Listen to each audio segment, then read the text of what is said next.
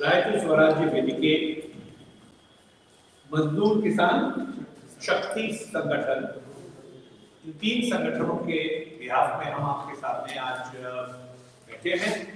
आज 1 फरवरी है, budget day है देश का। बजट की स्पीच फाइनेंस मिनिस्टर ने पार्लियामेंट पर पढ़ के सुनाया। बजट के डॉक्यूमेंट्स भी अपलोड हो गए वेबसाइट पर। सच तो ये है कि हम बजट डॉक्यूमेंट्स अभी तक पढ़े, लेकिन जो बजट स्पीच हमने सुना और जो बजट डॉक्यूमेंट्स की कुछ पन्ने हमने देख पाए, उसके आधार पर आपके सामने हम अलग अलग विषयों पर हमारी राय रखेंगे। हम बजट की या देश की अर्थनीति की सारी फैक्टर्स को कवर नहीं करेंगे। हम रूरल डेवलपमेंट, खेती किसानी, सोशल जस्टिस सेक्टर जिसको हम कहते हैं, रूरल एम्प्लॉयमेंट हो, पेंशन हो, एजुकेशन, राइट टू फूड, इन सब विषयों पर आपके सामने हमारे जो हमने बजट में सुना उसके ऊपर राय रखेंगे। आज के पैनल में मेरे साथ है बिल्कुल एक्सट्रीम लेफ्ट पे मनीष भासी जी, प्रवक्ता जय किसान आंदोलन। मेरे बिल्कुल लेफ्ट में पुष्पेंद्र जी, प्रेसिडेंट जय किसान आंदोलन। मैं अभिक शाह, नेशनल प्रेसिडेंट जय किसान आंदोलन। मेरे दाएं तरफ किरण मिश्रा जी, कन्वेनर रायपुर स्वराज्य वेदिके। और एक्सट्रीम राइट है नहीं वो, लेकिन बस बैठे हैं एक्सट्रीम राइट में, निखिल डे एमके। निखिल जी को कई और he is a busy man, उनको बहुत जगह लोग सुनाते हैं, तो पहले हम निखिल जी से रिक्वेस्ट करेंगे कि उनकी जो समझ है बजट के ऊपर, जो उनकी विषय है, उस पर कुछ करें। निखिल जी। धन्यवाद। मेरे बातचीत होगी खास तौर पर सोशल सेक्टर के कार्यक्रमों पर, उसी पर हम काम करते हैं। तो NREGA, ration, pension, ICDS, mid day meal, ये है पूरा कार्य क्षेत्र। यदि आप देखेंगे तो एक लाइन में अंग्रेजी में तो कहेंगे कि ये बजट उस सेक्टर के लिए ब्लड बाथ है, उससे कम नहीं। और यदि हम हिंदी में कहेंगे तो ये कहेंगे कि एक तरीके से ना केवल गरीबों के जीवन के ऊपर सवाल उठाया रहा है बजट, लेकिन हम कह रहे हैं कि उनके कार्यक्रमों की हत्या हो रही है। क्यों, क्या है? सबसे पहले मैं चालू करूंगा, और इसमें बहुत कंफ्यूजन है और क्लैरिटी होना चाहिए कि नेशनल फूड सिक्योरिटी एक्ट में पहले वो 80 करोड़ जो हम सुनते हैं मोदी जी से, 80 करोड़ जनता को 5 किलो मिल रहा था। कोविड आया, 5 किलो मिल रहा था 2-3 रुपए किलो के हिसाब से, 2 रुपए किलो गेहूं और 3 रुपए किलो चावल। कोविड आया तो उन्होंने 5 किलो प्रति व्यक्ति बढ़ाया, और हम लोग जब पहले TDS में गए उस समय 10 किलो प्रति व्यक्ति मिलता था। तो ऐसा नहीं कि कोई खास चीज कही, लेकिन उनको समझ में आया कि 10 किलो नहीं देंगे तो लोग जिंदा नहीं रह पाएंगे। हमारा मानना है कि वो एक कदम है नरेगा के साथ, जिन्होंने करोड़ों लोगों को भूखमरी से बचाया, मौत से बचाया, भूख की मौतों से बचाया। करोड़ लोग नहीं मरते भूख की मौतों से, लेकिन करोड़ लोगों के सामने उस किस्म का संकट आ रहा। उन्होंने अब 5 किलो हटा दिया और अनाउंसमेंट क्या किया है, इसलिए बहुत अजीब है। अनाउंसमेंट किया है कि गरीब कल्याण योजना, प्रधानमंत्री गरीब कल्याण योजना और 1 साल चलेगी, जबकि वो चल नहीं रहा है। क्या हो रहा है कि बंद तो कर रहे हैं NFSA, अब NFSA को आप बंद नहीं कर सकते, तो उसका नाम बदल दो।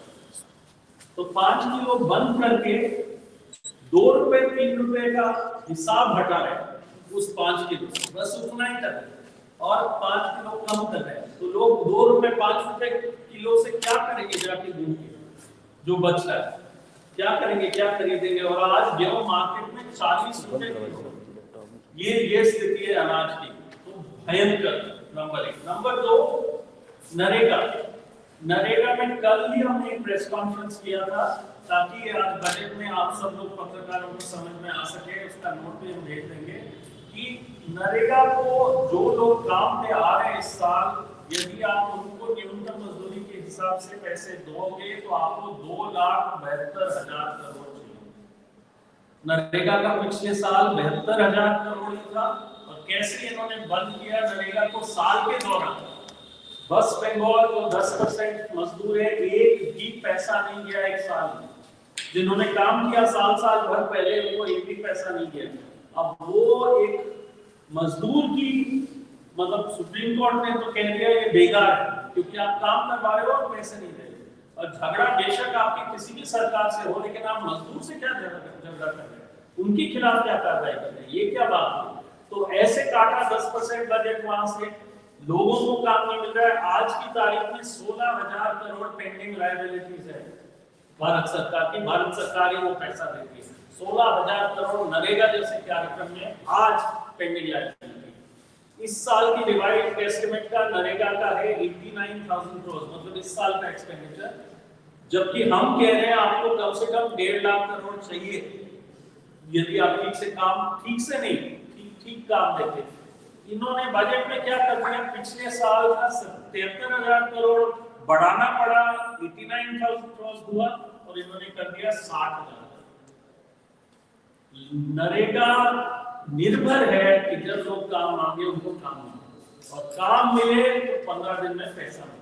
पैसा नहीं होगा, आप बजट नहीं दोगे तो क्या नरेगा चलाओगे। तो इसीलिए हम कह रहे हैं नरेगा कार्यक्रम, नरेगा कानून की हत्या, क्योंकि कानून कहता है कि आप इतना पैसा दो कि जो लोग काम मांगे उनको काम मिले। ये दोनों चीजों ने इस देश को कोविड से बचाया।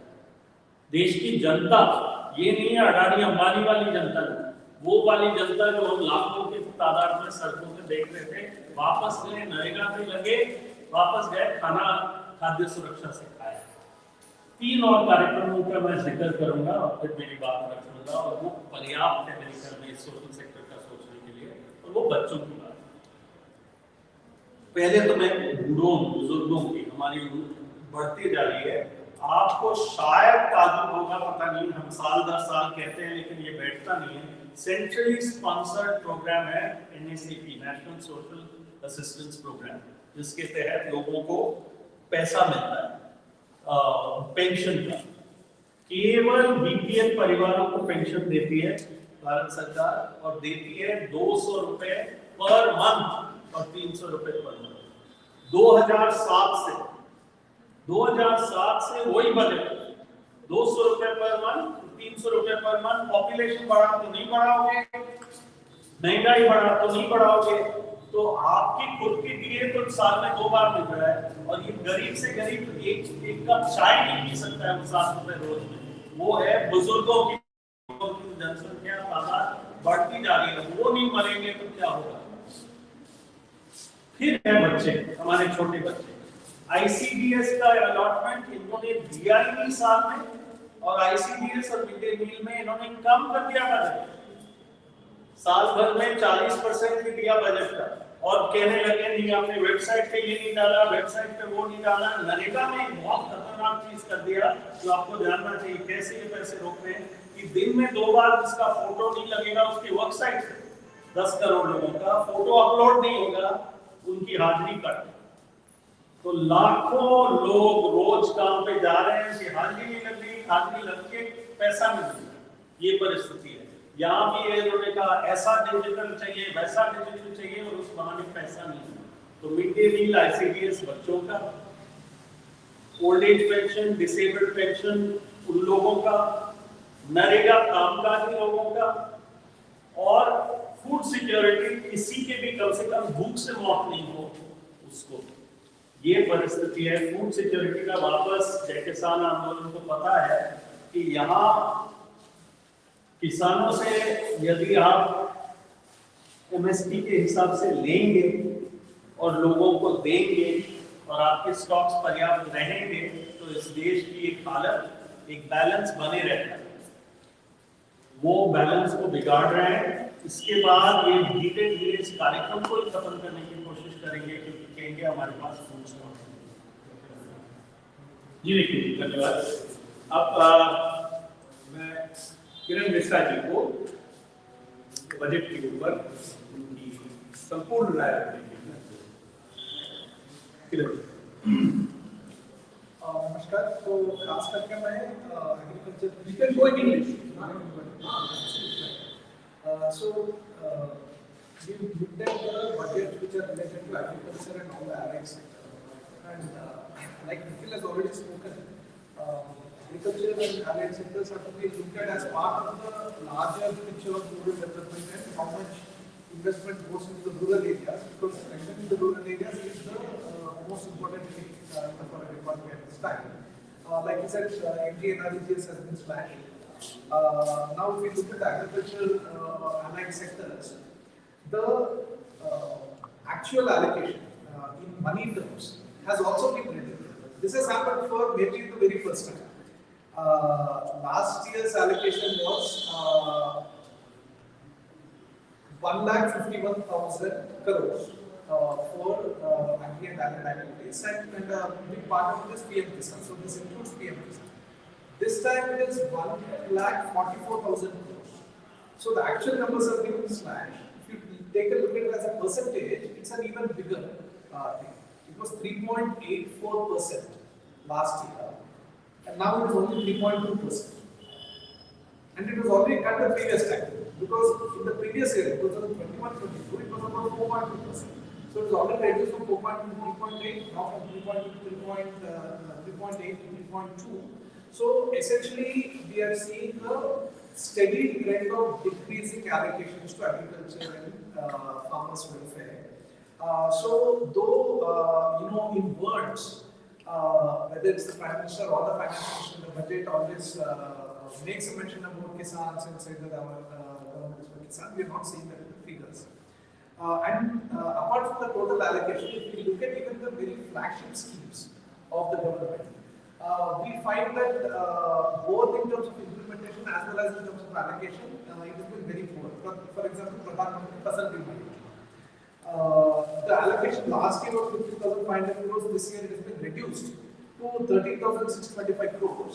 And a few years ago it was something like 18,000 crores. Right? So again, it's been steadily declining, the Pradhan Mantri Fasal Bima Yojana.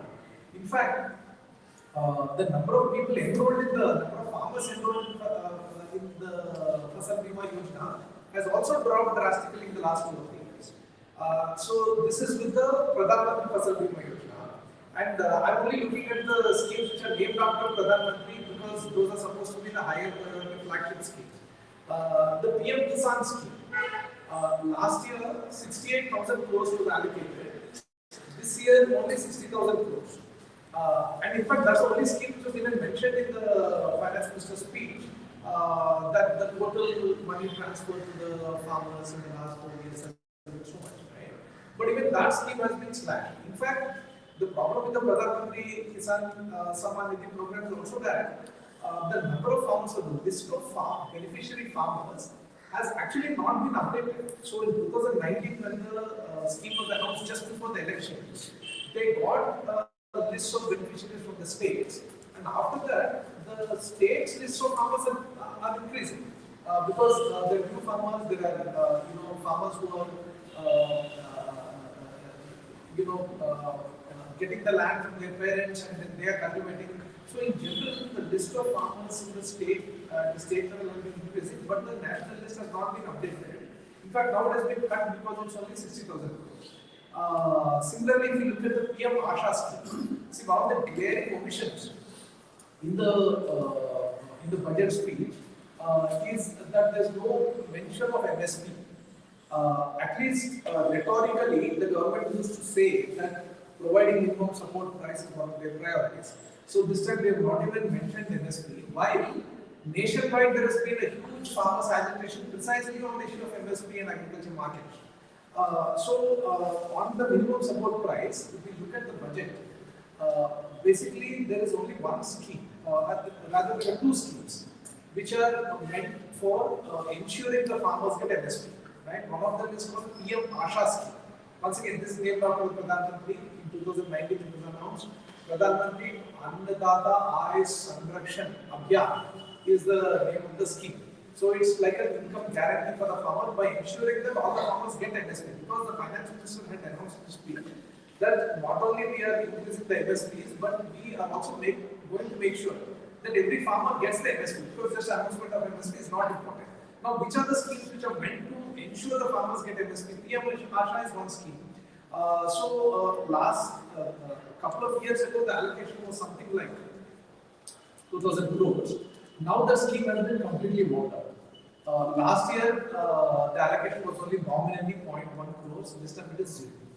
Right? The price support scheme, PSS and MIS, market intervention scheme. This is another scheme which is meant to ensure that farmers get the minimum support price or the fair price. Last year's allocation was 1,500 crores. This year is 0.1 crore. That means it's been once again closed down. So the schemes which are meant to ensure farmers get MSP are being closed down. There's not even a mention of MSP. So this shows the commitment of the government towards the minimum support price for the farmer. That's the biggest demand of farmers across the country. The crop insurance is the other big demand, and we've seen that also has been slashed. Now, agriculture infrastructure fund. This was once again announced with a big fanfare. If you remember, in the first phase of COVID, in May 2020, the government had announced that 1 lakh crore fund is being created for farmers. Right?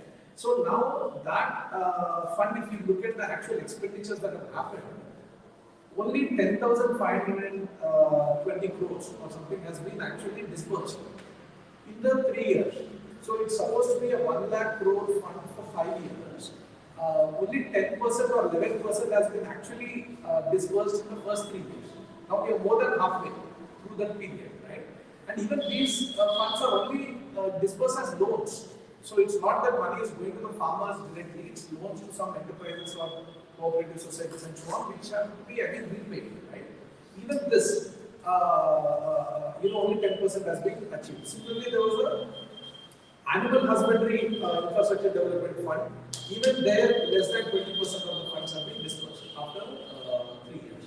But now another fund is announced in this budget called, Agriculture Accelerator Fund, which is meant for agri startups. So the funds that are supposed to be meant for agriculture, infrastructure, and so on, they have not been really spent the way that they were. Now a new fund has been announced.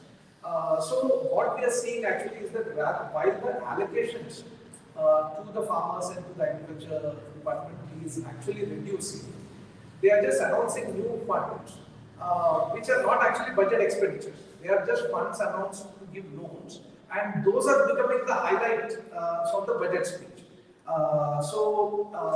This is something that we want to place, before the media also.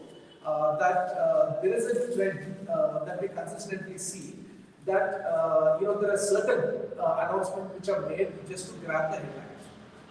For example, they say that the agriculture credit target has been increased to 20 lakh crores, right? See, every time the agriculture credit target, of course, it increases because more finance is needed as inflation is in the economy and so on, right? And that is not something the government is allocating. It is only a target fixed for banks to give loans, and actually the government or the budget of the central government is nowhere involved, except to provide a interest subvention, right? But if you see the interest subvention budget, actually it has been reduced, right? So basically that is the general trend that we see. A couple of announcements meant to grab the headlines that something is being done for farmers. But actually, if you see, everything for the farmers is being slashed. I think that's the basic story. And in fact, in this time budget speech, there was very little mention of farmers even in the agriculture sector. Mostly the talk was about digitalization, computerization, accelerator fund for agri startups. So the finance minister or the government is only looking at agri entrepreneurs, agri businesses, providing loans to them and so on, but not at the farmers. So farmers are really not visible to the government. It's only the agri businesses which are visible to the government. And we know that agri business, goes from some very small business players all the way to Adani, who's the biggest agri business player in the country today. So we know where the funds are actually targeted. This is the basic picture I think that we get from this budget. And Nikhil was talking about the food subsidy thing. Even the food subsidy budget, we see that compared to the last year's allocations, it's been cut. The other thing which I would like to highlight is that we are talking about budget allocations.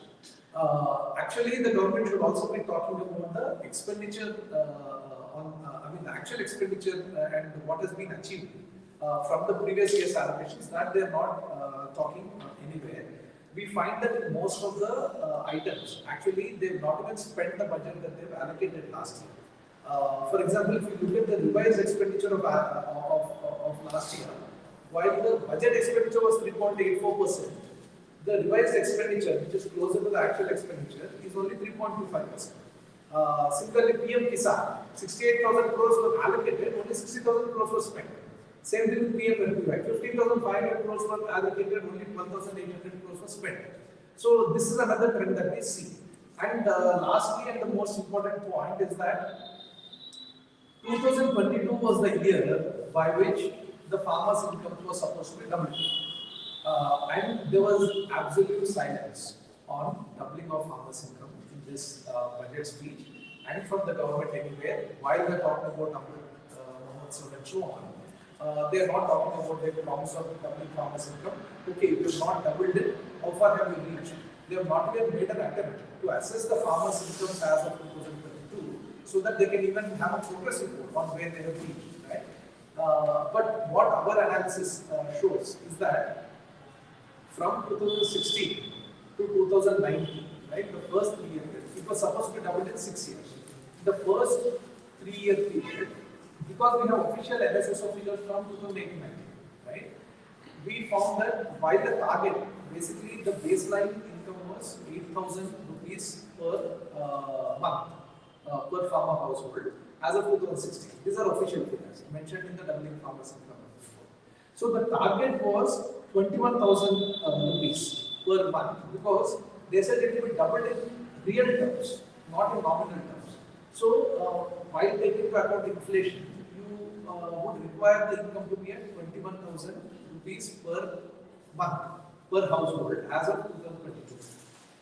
As of 2019, it had only reached from 8,000 to about 11,000. And if you project it, it will reach about 14,000. In fact, if you look at the economic survey last that was presented yesterday, in the last 3 years, the growth in agriculture sector has been actually much less than compared to the previous 3 years. So we cannot even project that the income would have raised up to 14,000. It will be close to about 13,000. So your target is 21,000.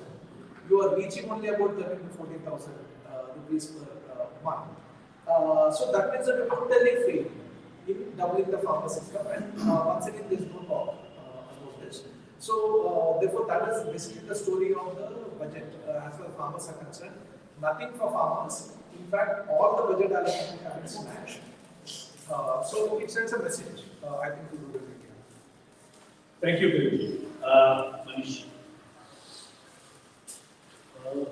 सभी साथियों का धन्यवाद आने के लिए। और हम लोग जब किसान की बात करते हैं तो लगातार मोदी जी ने जब से सत्ता संभाली है किसानों के बारे में बात करते हैं। हमसे एक वादा किया गया कि 2022 तक आदमी बिजली हो जाएगी। मैं एक प्रैक्टिस फार्मर खेती होती है मेरे अपने, तो मैं किसान के तौर पर भी इसको रखना चाहूँगा। संगठन को अपनी बात करता ही है और आपको देख रहा है, लेकिन एक छोटे किसान के तौर पर भी अगर मैं देखूँ और एक कम शिक्षित समाज को मैं प्रतिनिधित्व करता हूँ। किसान देश तो बहुत ज़्यादा शिक्षित समाज नहीं है, लेकिन इस देश की 60% आबादी का हिस्सा है। वो समाज ये जानता है, कम से कम पढ़ा लिखा समाज ये जानता है कि मेरी तरक्की तब हो जब मुझे आर्थिक उन्नति मिले। पिछले लगातार मोदी जी के जो बजट आ रहा है उसमें किसान तरक्की के लिए 1 रुपये तक के कोरोना जैसी महामारी में मैं इसलिए कह रहा हूँ किसान को यही पड़ा लोकेशन तो बहुत पैसे पाओ, लेकिन जो ज्यादातर किसान कोरोना जैसी महामारी में अब पूरी दुनिया में सर्विसेज सब कुछ तहस नहस हो गया। भारत के किसान अब भूतपूर्व तरीके से इस देश की अर्थव्यवस्था में हिस्सा है।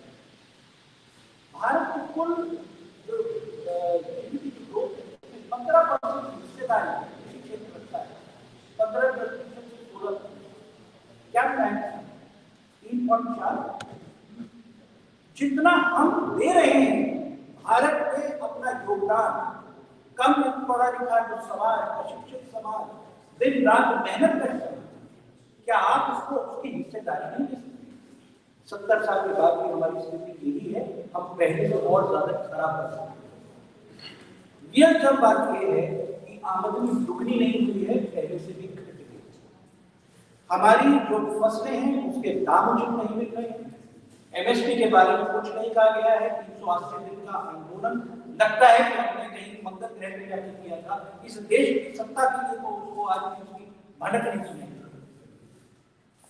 क्या इस देश का किसान एग्जिस्ट करता है? मोदी जी, क्या सीतारमन को पता है कि इस देश में किसान जैसे कोई समूह रहता है? मुझे नहीं लगता कि इस देश की सत्ता को ये अगर मालूम होता तो आज के बजट में कुछ तो 3 कृषि काले कानूनों के खिलाफ जो पूरा आंदोलन उन लोगों ने खड़ा किया, उसमें किसान का सिर्फ एक बात पे विरोध था कि आप किसान के नाम पर उद्योगपतियों को और कारोबारियों की मदद कर रहे हैं। मौजूदा बजट एक बार फिर ये सुनिश्चित कर रहा है कि जो भी कुछ आपने दिया है एग्रीकल्चर एक्सेलरेशन फंड, क्या वो किसान के लिए? वो किसान के उत्पादन पर आधारित जो व्यापार कोई करेगा ये उसके लिए। आप एग्रीकल्चर इंफ्रा में देते हैं वो उस व्यापारी के लिए। आपने किसान को उसकी उपज का दाम नहीं दिया, आपने ये शब्द नहीं बोला, आपने बजट एलोकेशन का डाल दिया। और जैसे अभी सर ने बहुत डिटेल में बताया कि जो 2 तरीके थे किसान को एमएसपी सुनिश्चित करने के, आपने उसको भी तहसील कर दिया। आपने किसान की जो फसल की सुरक्षा है उसके लिए जो आपने बीमा योजना करी, बहुत बड़ा प्रोपेगेंडा करा, जाने कितने करोड़ रुपए आपने खर्च कर दिए किसान को बचाने में, आज आपने उसका बजट एलोकेशन कर। आपने किसान को जो कर्ज देने की बात आप करते हैं, आपने उसको भी तहसील कर। भारत सरकार कहती है कि 90% किसान इस देश में 2 एकड़ से कम है। मैंने कैनरा बैंक में आरटीआई लगाई, उनसे पूछा कि ट्रैक्टर किसान अगर ट्रैक्टर खरीदता है तो आपका मापदंड क्या है? मैं आरटीआई की कॉपी आपको दे दूंगा। कैनरा बैंक नेशनलाइज्ड बैंक है, करोड़ों किसान उसके ग्राहक हैं। वो कहता है 8 एकड़ से कम अगर भूमि है किसान को तो कैनरा बैंक उसको ट्रैक्टर नहीं देगा। क्या तो इमेजिन इस देश के किसान को किस तरह की आर्थिक परिस्थितियां पैदा की जाएगी? आप 2 लाख 3 लाख रुपए का किसान को क्रेडिट कार्ड देते हैं, अगर उसने क्रेडिट कार्ड का भुगतान नहीं किया तो किसी दूसरे बैंक से लोन नहीं दे सकता और आप उसको ट्रैक्टर का लोन दे देंगे। बेसिक इक्विपमेंट है। इस देश में लगातार हम किसान की डिमांड करते हैं, हमें कुछ भी नहीं। आप प्रोडक्शन करते हैं और आप जीएसटी इनपुट क्लेम करते हैं। भारत का किसान जो प्रोडक्शन कर रहा है वो जीएसटी इनपुट क्लेम नहीं करता। हमने कहा ठीक है, आपके मैकेनिज्म नहीं है, आप जीएसटी रिवोक कर दीजिए। एग्रीकल्चर प्रोडक्ट्स के ऊपर आप हमारी फसल पे खतरा कटौती देते हैं जब प्रैक्टिकल रजिस्ट्रेशन होता है। आप किस तरीके से आज किसान को, भारत के किसान से जीएसटी कलेक्ट कर रहे हैं, हर चीज पर इनपुट। ये जो बजट आया है, इस बजट से वाकई मुझे लगता है कि भारत में सब लोग रहते हैं, उद्योगपति रहते हैं, सर्विस वाले रहते हैं, एविएशन रहता है, ट्रांसपोर्टेशन रहता है, सड़क वाले रहते हैं, बांध बनाने वाले रहते हैं। नहीं रहता नजर में तो इस देश का किसान इस देश में कुछ तो क्या। इस पूरे बजट में सच बात यह है कि किसान के तौर पर देखा कोई आस कोई उम्मीद अब मुझे नहीं लगी और मुझे कोई भविष्य का आसरा भी नहीं। ये एक ऐसा गठजोड़ दिखता है ये पूरा का पूरा बजट कि जैसे किसान को ये छोड़ दिया गया है कि तू टूट और आर्थिक रूप से, सामाजिक रूप से हमारे बच्चों की शिक्षा के लिए कोई बजट है, ग्रामीण शिक्षा के बारे में कोई बात नहीं, ग्रामीण रोजगार, मनरेगा जैसी चीजों पे बजट घटा दिया गया। तो मैं जो किसान हूं और मेरा भाई जो मजदूर है उसी गांव में, हम दोनों के लिए इस बजट में कुछ नहीं। यही पुष्पेश। एग्रीकल्चर सेक्टर से जुड़े हुए भी कारण, और अपने आप को जहाँ मैं देखता हूँ वहाँ हमने, मैं इस बजट में एक चीज ईमानदारी तो पाता है। इस बजट में गवर्नमेंट ने ईमानदारी से ये स्वीकार कर लिया कि इस देश में किसान को आत्मनिर्भर बनाना चाहिए। इस देश के किसानों के लिए सरकार कुछ नहीं करने वाली, ये इस बजट में बताया। अभी आपके सामने आके रखे गए कि एलोकेशन हर चीज का घटा है। एक चीज जहां बताई गई है कि 4,000 करोड़ रुपए आपको दिए जाएंगे एज लोन, और उसमें वो भी है कि सम्मान निधि। तो सम्मान निधि का जो पैसा है वो इसलिए बढ़ा के 12 लाख किसान हमारे बढ़े, यानी हमारी औसत जोत घटी। औसत जोत जैसा कि अभी इन्होंने बताया कि हमारी 2 एकड़ के आसपास रहेगी। अब जो 2022 में हुई है कृषि उसमें और भी कम है, 1.38 एकड़ हमारी औसत जोत रहेगी। इस समय जो कृषि उपज हम पैदा करते हैं, अगर उसके दाम हमें स्वामीनाथन कमीशन की रिपोर्ट के अनुसार दिए जाए तो 1.38 एकड़ में की जो उपज है उस पे हम लगभग 40,000 रुपए का नुकसान ले रहे हैं। उस 40,000 में से 6,000 रुपए हमें वापस दे दिए जाते हैं और हमें ये कहा जाता है कि ये आपकी सम्मान निधि है। तो सम्मान निधि तो नहीं है, वो जो हमसे लूटा उसमें से थोड़ा सा हमें दे दिया गया, 1,000 दिया, उसमें 4,000 करोड़ रुपए का एलोकेशन बढ़ा है। उसके अलावा और कोई मद ऐसी नहीं है जिसमें थोड़ा सा भी पैसा घटा, मतलब हमारा मद बढ़ाओ घटाइए। टोटल 2.2 लाख करोड़ का एलोकेशन दिया गया है। सारा इतना बड़ा देश है, इतने ज्यादा किसान हैं, हमें कहा जाता है भारत साहब का कृषि प्रधान देश है, और उसमें से 45 लाख करोड़ के बजट में से मात्र 2.2 लाख करोड़ एग्रीकल्चर सेक्टर को या फिर ग्रामीण सेक्टर को दिया जाए। ये उनके मुंह की राजस्व, ये अच्छी बात नहीं है। मैं फिर दोबारा दोहराना चाहूंगा कि अब की बार सरकार ने किसानों को, ग्रामवासियों को, ग्रामीण क्षेत्रों के लोगों को कोई नया झुंझुना नहीं दिया, वरना हर बार ये होता था। 2016 में हमें झुंझुना थमाया गया कि साहब अगले 6 साल होते रहो, 6 साल तक आपकी आमदनी दुगनी हो जाएगी। उसके बाद 2017 में हमें ये बताया गया, बजट भाषण के दौरान बताया गया कि हमने पिछले 1 साल के दौरान 17,80,000 तालाब खुदवा दिए गांव में विकास कर। आप गौर कीजिए, इस देश में 6,80,000 गांव है, 6,80,000 गांव को कहते हैं कि 17,80,000 लगभग गांव में 3 तालाब। हम उन तालाबों को ढूंढते रहे अगले 1 साल। 2018 के बजट में इन्हीं सीतारमण जी ने हमें नया झुंझुना दिया कि अगले 1 साल हम आपको जीरो बजट खेती की टेक्निक सिखाएंगे। क्योंकि उसके पीछे बात वो आ रही थी कि 6 साल में आपकी आमदनी दुगनी करेंगे, और वो दुगनी कैसे करेंगे कि जो आपकी लागत आएगी उसका दोगुना करेंगे। तो हमें नई बात सिखाई गई कि आपकी हम लागत ही जीरो कर देंगे। अब लागत जीरो करने का क्या तरीका है मुझे आज तक समझ में नहीं आया। मैं किसी दुकानदार से बीज चुराऊं और अपने पड़ोसी के खेत में डाल रहा हूं, और जब खेत में वहां पे फसल तैयार हो जाए तो उस फसल को काट लूं। इसके अलावा मेरे ख्याल से और कुछ लोग नहीं। उसके बाद आप देख रहे हैं कि पिछले 2 साल से एमएसपी घोषित होगी, एमएसपी है, एमएसपी रहेगी, लेकिन एमएसपी को बढ़ाएंगे कैसे, इसका कोई तरीका हमें नहीं पता है। हम लोग हर साल आंदोलन करते हैं, गन्ना क्षेत्र से मैं आता हूं, हमें हर साल आंदोलन करता है सब गन्ने के रेट हमारे 4 साल में गन्ने के रेट बढ़ते हैं टोटल मिलाकर के 5%, और इस देश की मुद्रास्फीति पिछले 5 साल में 4.5% से 5.8% के बीच रही। अगर 4 साल हमारे गन्ने के दाम 20% नहीं बढ़ाए जाते तो इसका मतलब ये हो गया कि अगर हम उस दर को देखें मुद्रास्फीति कि हमारे रेट तो घट गए। अब पिछले साल जो 40 रुपए बढ़े वो पिछले 5 साल में बढ़े, और अब इस साल कोई भी घोषणा नहीं हुई है। अभी आज जो घोषणा हुई है कि रबी की फसल की एमएसपी तय की जाएगी और एमएसपी के हिसाब से दाम दिए जाएंगे, लेकिन जो हमारी मांग है एमएसपी में बढ़ोतरी हो, स्वामीनाथन कमीशन के हिसाब से दिए जाए, और प्लस उसके साथ साथ उसकी गारंटी हमें मिले कि इससे कम में नहीं खरीदा जाए, उसके बारे में कोई जानकारी नहीं।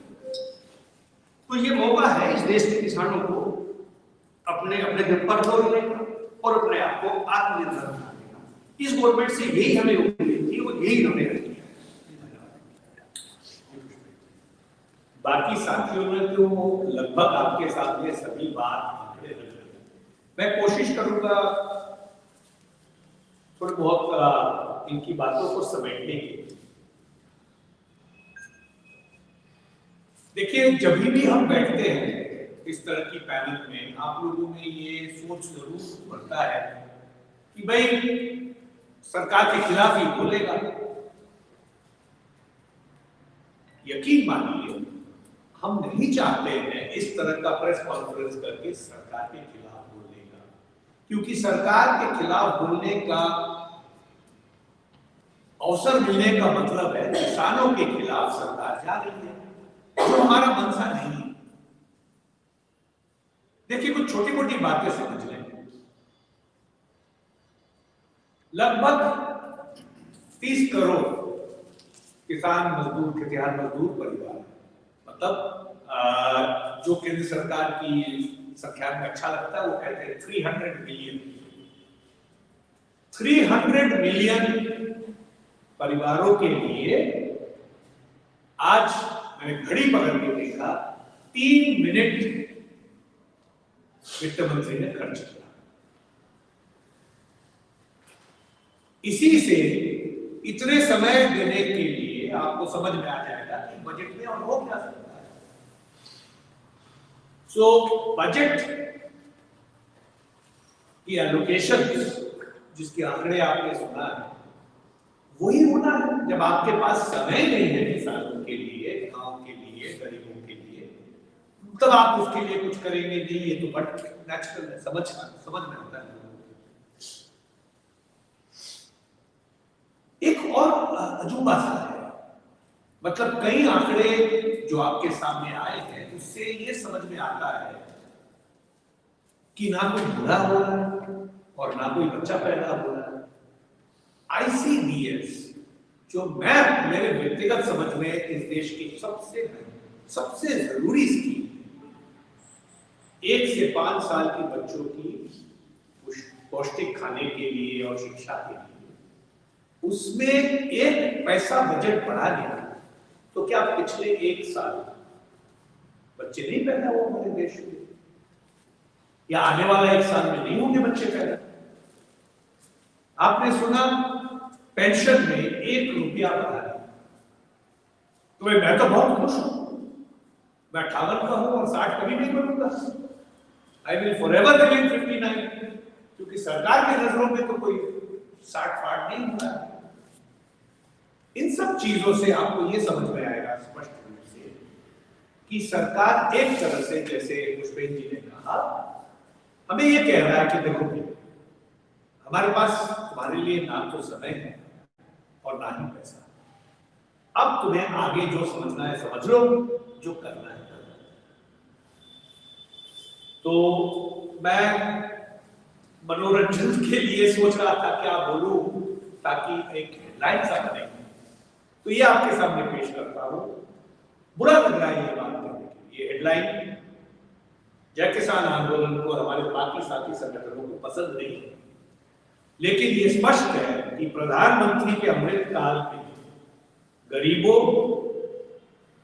और किसानों के लिए विषपूर्ण और विश्वासघात का ये बजट था।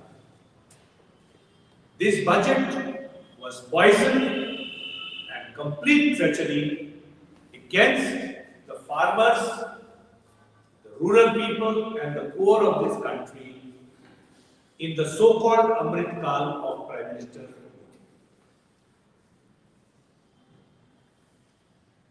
किरण भाई ने कई आपको आंकड़े दिए हैं जिससे आप नुक्स ये निकाल सकते हैं कि फंड तो आएंगे, फंड तो जाएंगे, लेकिन हमारा फंडा वही रहेगा कि पैसा नहीं देंगे, आंकड़े नहीं देंगे और रिजल्ट क्या हुआ ये नहीं बताएंगे। अब आप लड़ लीजिए, जितनी सारी लड़ाई आपको लड़ना है लड़ लीजिए। अंतिम एक खतरनाक बात आपके सामने को फ्लैग करना चाहता हूं। किसान आंदोलन का आप एक सेंटेंस में देखें, उसका मुद्दा ये था, भाई खेती किसानी को कॉर्पोरेटों के हाथों में उठा बंद करो। ये देश के 100 करोड़ की आबादी की आय की, रोजगार की मामला है, इसको हमारे पास ही छोड़ो। आप लोगों ने सुना होगा पिछले बजट में 10,000 एफपीओ घोषणा हुई थी। इस बजट में हमने सुना नहीं कि 10,000 से 10 बनी या 10,000 बन गई तो उनका क्या हुआ। एफपीओ का मतलब था कि किसानों को इकट्ठा करके उनसे हम एक साथ खर्च। अंबानी जी ने ऐसा चाहा था कि हमें गांव में किसान के दरवाजे घूमने में तकलीफ हो रहा है, उनको इकट्ठा कर दीजिए और हम उनसे खरीद। चलिए, एफपीओ तो बनी नहीं इसलिए क्योंकि वो जिस दाम में खरीदने चाहते थे अंबानी जी, अडानी जी, उस दाम में किसान बेचेगा तो आत्महत्या करना पड़ेगा। इस बार आपने सुना एफपीओ की बात तो चली गई, लेकिन आपने सुना अब कोऑपरेटिव के माध्यम से हम किसानों को एकत्रित करेंगे। अब मुझे समझ में नहीं आया, काफी सालों से खेती किसानी, किसान की रोजगार पर काम कर रहा हूं। आप एफपीओ बना लेंगे या कोऑपरेटिव बना लेंगे तो दोनों में फर्क क्या है? तो हर साल वही पुरानी बात नई पैकेज में डाल के आपके सामने पेश किया जा रहा है और हर साल यही कोशिश होती है कि किसान को ठग के उससे उसकी संपत्ति, उसकी फसल को सस्ते में औने पौने दाम में लेके इनको और गरीब कर दो। तो जो बजट इस देश के 100 करोड़ की आबादी को गरीब बनाने के लिए तैयार किया गया है, उनकी जीवन का सुरक्षा छीनने के लिए तैयार किया गया है, वो बजट इस देश की जनता की, गरीब जनता की, किसान की, ग्रामीण जनता की सरकार नहीं बना सकती। मैं तो इसलिए कहूंगा, ये देश के साथ विश्वासघात करने की सरकार विश्वासघातक बजट पेश किया है।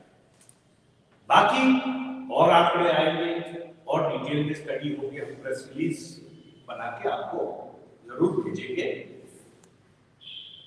लेकिन आज माहौल हम सब बहुत दुखी हैं। 2014, 15, 16 अरुण जेटली जी फाइनेंस मिनिस्टर होते थे, हम उसको एक जेन्युइन एक्सरसाइज मानते थे। वो कुछ कहने की कोशिश कर रहे हैं, कुछ करने की कोशिश कर रहे हैं, हमारा काम है उनका गलती को बता देना, कहां वो उनकी चूक हो रही है बता देना। मुझे आज भी याद है वो पार्लियामेंट पर फ्लोर पर बोल रहे थे, हम दाना दाना फसल को एमएसपी दिलाएंगे और प्रधानमंत्री टेबल पर बता रहे थे, शायद खड़े होकर वो भी एक दो शब्द बोल दिए। अब वो खेल खत्म हो गई है। अब आपकी फाइनेंस मिनिस्टर, आपके प्रधानमंत्री, जैसे मनीष जी ने बताया, ये बिल्कुल आपके बारे में सोच लिए हुए हैं, आप जो मर्जी सो कीजिए। आप सब आए प्रेस कॉन्फ्रेंस में, सबको धन्यवाद। मैं और मेरे सब साथी R&D जो है उस तक का बजट होता है। R&D के बजट, रूरल डेवलपमेंट, ग्रामीण विकास का बजट पिछले साल जो घोषणा हुआ था, खर्चा कम हुआ था और इस साल और can you give the figure? Rural development does remain as a percentage kind of similar. It was 5.2% last year, it is 5.2% rural development as a whole. But I think what Manish is talking about is the agriculture research का वो भी that has gone down. so research and development, because that's the core thing for any agriculture and other agriculture. चलो, thank you very much. कोई सवाल है?